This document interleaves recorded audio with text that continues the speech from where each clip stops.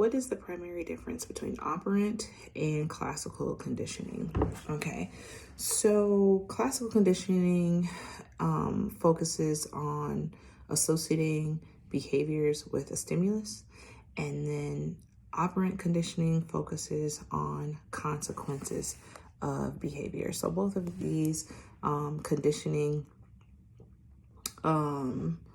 methods are focused on learning and different aspects of learning. We're going to go through the key differences of both of them. Let's first talk about what classical conditioning is. So this is a learning process where you have a neutral stimulus, like something happens to you and then you respond to it.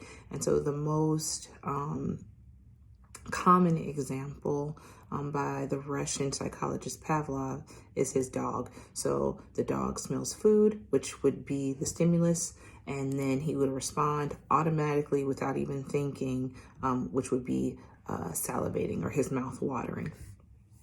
All right, so the key components of classical conditioning are an unconditioned stimulus known as US, and so that is a stimulus that naturally triggers a response.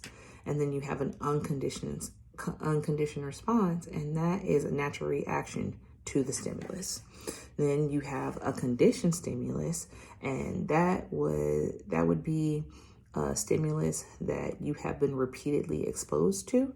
So, and then there is an associated response with like timing, or you continually have the same response as a continued exposure to this stimulus. And then you have a conditioned response, and that is your learned response to the conditioned stimulus. So your conditioned stimulus would be something that's introduced for you to react, and then that conditioned response would be the actual reaction. And that basically sums up classical conditioning. Operant conditioning is a learning process which is fortified by either reinforcement or punishment. So when you're talking about reinforcement, it increases the likelihood of behavior. So that's a reward condition.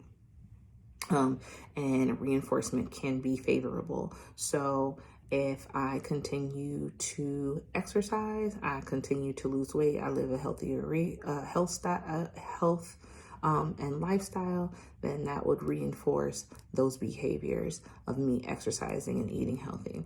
The other key component to operant condition is punishment.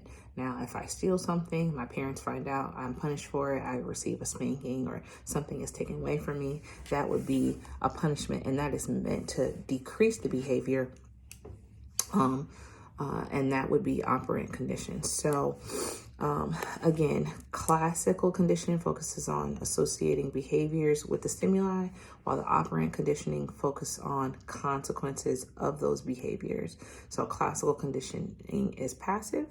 So the subject or the person learns to associate the stimuli with the behavior, and then operant conditioning is active, and so the person or the subject learns through the consequences of their actions.